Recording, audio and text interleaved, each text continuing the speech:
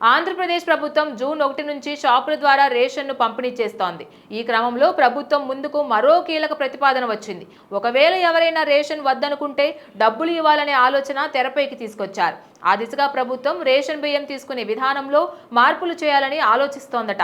బియ్యం వద్దనుకునే వారికి ఆ డబ్బులు కాకుండా అందుకు సరిపడా నిత్యావసర వస్తువులు ఇవ్వాలని ప్రతిపాదన చేస్తోందట. ఈ మేరకు పౌర సరఫరాల శాఖ ద్వారా అధ్యయనం చేస్తున్నట్లు సమాచారం. ముఖ్యమంత్రి చంద్రబాబు నాయుడు జూన్ 1న కోనసీమ జిల్లాలో బియ్యం వద్దనుకునే వారికి డబ్బులు ఇస్తామని చెప్పిన సంగతి తెలిసిందే. గత నెలలో జరిగిన కేబినెట్ సమావేశంలో కూడా ఈ అంశంపై చర్చ జరిగింది. లబ్ధిదారుల అభిప్రాయాలు తీసుకొని ఈ విధానాన్ని అమలు చేయాలని భావిస్తున్నారు.